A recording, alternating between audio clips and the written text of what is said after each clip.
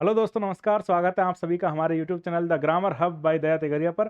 और आज हम लोग जो क्लास लेके आए हैं इसमें हम लोग पैसिव वॉइस को बिल्कुल ख़त्म कर देंगे, क्योंकि हमारा जो इम्पोर्टेंट एक पैटर्न रह गया था जिसमें कि इम्पेरेटिव सेंटेंस का पैसिव वॉइस किस तरह से बनता है, वो मैं आज यहाँ पर ख़त्म कर दूंगा आपके सामने। और उसी के साथ हमारा ये जो टॉपिक है पैसिव वॉइस का, वो भी बिल्कुल ही ख़त्म हो जाएगा। ये क्लास स्टार्ट करने से पहले मैं एक बार आप सभी को बता दूं कि हमारा ये जो टेलीग्राम चैनल है इसको ज़रूर ज्वाइन कर दीजिए, क्योंकि आपको जितने भी हमारे क्लासेस के नोट्स हैं और उसके अलावा जितने भी आपकी एग्जाम से रिलेटेड अपडेट्स आते हैं वो सब आपको हमारे इस टेलीग्राम चैनल पर देखने को मिल जाएंगे।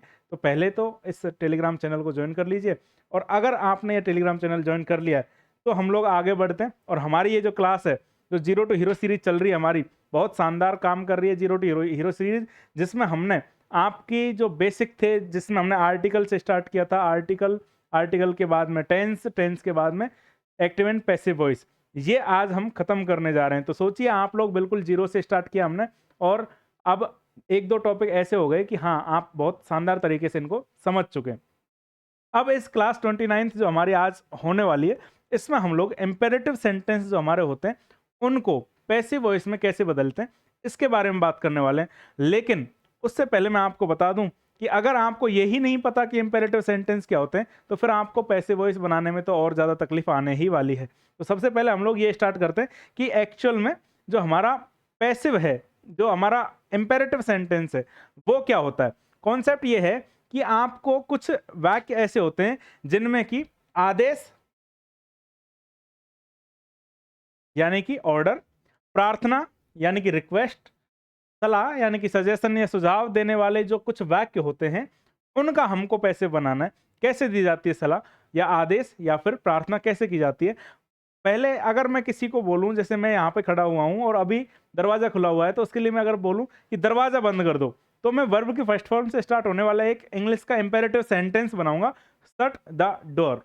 या फिर किसी भी बच्चे को, जो हम लोग ज्यादा आवाज कर रहे हैं, कोई भी बच्चा क्लास में, तो हम लोग क्या बोलते हैं, शट अप, यानी कि तुम चुप हो जाओ। तो ये एक ऑर्डर होता है हमारा, ये हमारा आदेश होता है।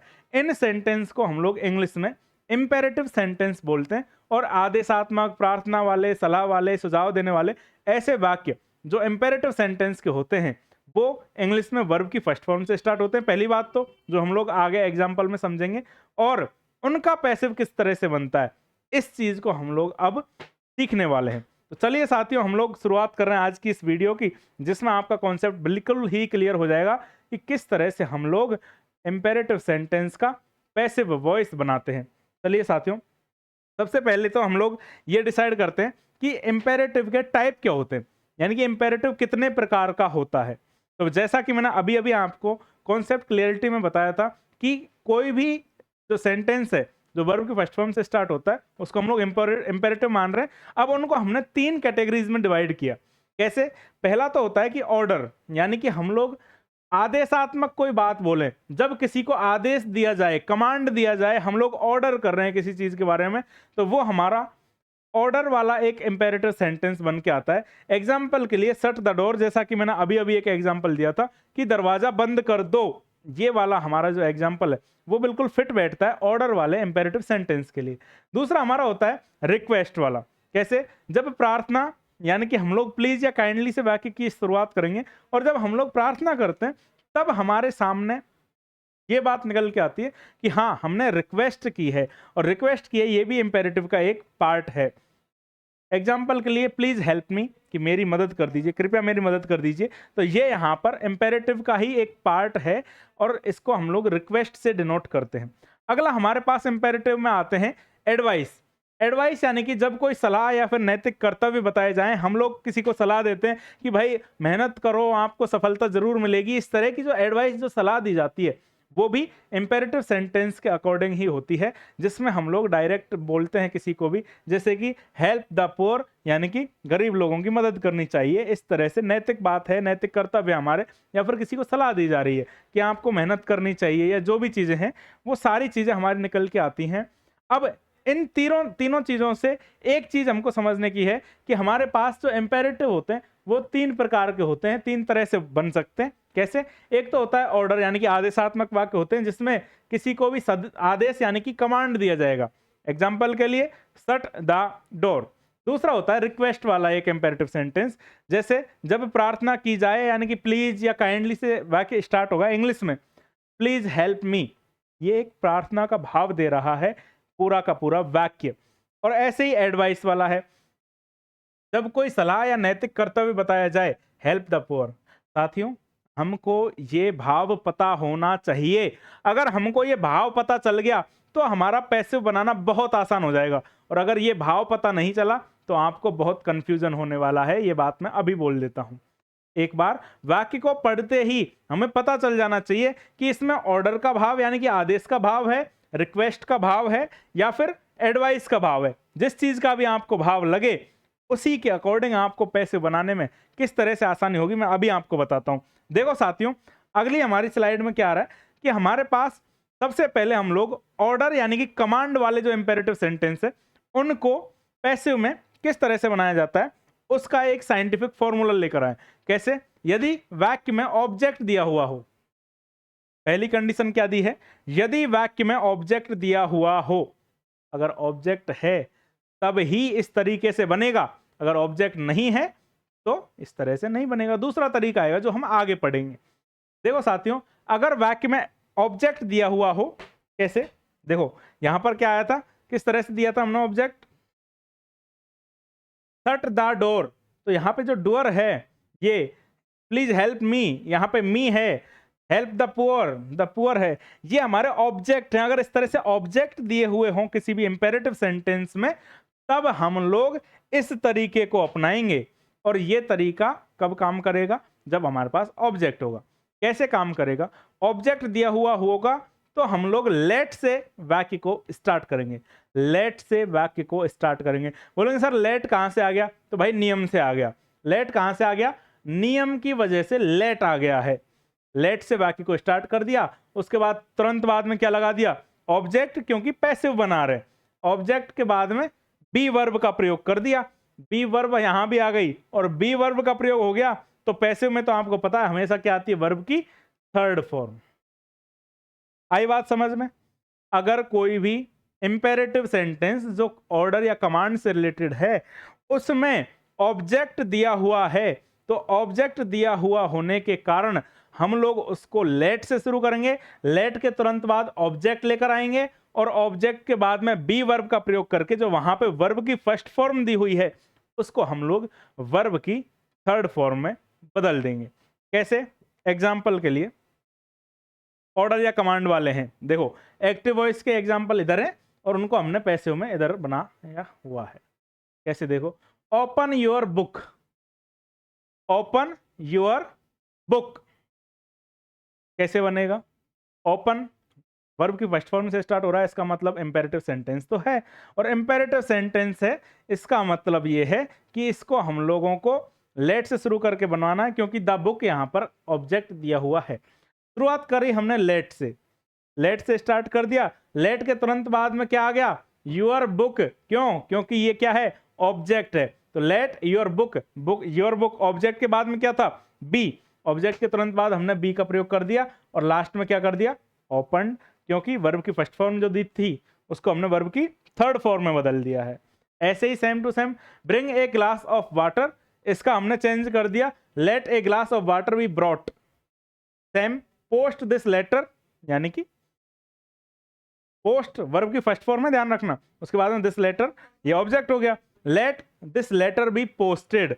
अगला हमारा last example, do not touch the wire, let the wire not be touched. ये आपके सामने हमने ऑर्डर या कमांड वाले जो इंपेरेटिव सेंटेंस होते हैं उनको एक्टिव वॉइस से पैसिव वॉइस में बदल दिया है। आगे देखिए साथियों, रूल नंबर 2 हमारा रिक्वेस्ट से रिलेटेड है। रिक्वेस्ट के लिए हम लोग क्या करते हैं? पहले तो पहचान करनी होगी कि इंपेरेटिव सेंटेंस रिक्वेस्ट से रिलेटेड है। इसका पता कैसे चलेगा हमको? इसका पता चलेगा अगर कोई भी इंपेरेटिव सेंटेंस प्लीज या काइंडली से शुरू हो रहा है। किससे? प्लीज या काइंडली, ये जो दो वर्ड्स हैं ये एक्चुअल में रिक्वेस्ट को ही शो करते हैं। तो अगर ये इससे कोई भी सेंटेंस शुरू हो रहा है, इसका मतलब ये है कि वो सेंटेंस कौन सा है? हमारा इंपेरेटिव सेंटेंस है, वो भी रिक्वेस्ट का भाव देने वाला। तो रिक्वेस्ट का भाव देने वाला इंपेरेटिव सेंटेंस है, इसलिए हम लोग किस तरीके से बनाएंगे उसका पैसिव? उसका पैसिव बनाने के लिए हमको करना है सिर्फ यू आर रिक्वेस्टेड टू, और उसके बाद में जैसा आपका वो इम्पेरेटिव सेंटेंस था उसको उठा के ऐसे कैसे ही रख देना है। ध्यान रखना, पैसिव बनाते समय प्लीज या काइंडली को हटा दिया जाता है। प्लीज काइंडली से वाक्य शुरू तो होगा, लेकिन जब पैसिव बनाएंगे ना तब वो वहां पर काम में नहीं लिए जाएंगे। एग्जाम्पल के लिए आपके सामने एक्टिव सेंटेंस, एक्टिव वॉइस का एक सेंटेंस दिया हुआ है, प्लीज हेल्प मी। अब इसमें प्लीज को देखते हैं हमारे समझ में आ गया कि इंपेरेटिव सेंटेंस तो है, लेकिन इंपेरेटिव के साथ में वो रिक्वेस्ट का भाव दे रहा है। अगर रिक्वेस्ट का भाव दे रहा है इसका मतलब सीधा सीधा सीधा बस यही काम करना है, यू आर रिक्वेस्टेड टू। तो पैसिव क्या बना, you are requested to help me. अब ध्यान दीजिए, सिर्फ आपने जो यहाँ पे हेल्प मी था उसी को उठाकर रख दिया। कितना आसान बना ये, क्यों? क्योंकि हमको ये पता चल गया कि इसमें रिक्वेस्ट का भाव है। एक बार भाव हमें पता चल गया तो हमारा ये जो पैसिव बनाने का तरीका है बिल्कुल बहुत 100% बहुत सही तरीके से काम करेगा और बहुत आसानी से पैसिव बन जाएगा। कितना आसानी था कि यू आर रिक्वेस्टेड टू, बस ये लगाया और उसके बाद में एग्जैक्ट वही चीज हमने रख दी। याद रखने की चीज है। आगे चलते हैं साथियों। तीसरा हमारा तरीका होता है एडवाइस या फिर सजेशन का। जब वाक्य में नैतिक सलाह दी गई हो उसको हम लोग किस तरह से बनाते हैं, तो उसको बनाने के लिए हम लोग ये तरीका काम में लेते हैं कि ऑब्जेक्ट, उसके बाद में ऑब्जेक्ट के बाद में should plus be plus verb की थर्ड फॉर्म। एक्टिव का सेंटेंस देखिए, लव योर कंट्री, ये एक जनरल सजेशन है। पैसिव क्या बना, your country should be loved. Love your country should be loved. ये एडवाइस या सजेशन में ही काम आता है। जैसे कि हेल्प द पुअर, तो पैसिव क्या बना, the poor should be helped. The poor should be helped, the country should be loved. ये हमारे पैसिव बने एडवाइस या फिर सजेशन से रिलेटेड सेंटेंस जो हमारे इंपेरेटिव होते हैं उनके। इस पैसिव को बनाने के बाद में आपको अगर लगता है कि शायद हो गया काम कंप्लीट, तो ऐसा नहीं होता। क्यों? क्योंकि कुछ स्पेशल केस ऐसे होते हैं जहां पर कोई भी ऑब्जेक्ट नहीं होता, और अगर ऑब्जेक्ट नहीं है तब किस तरह से हम इस सेंटेंस को बनाएंगे पैसिव में।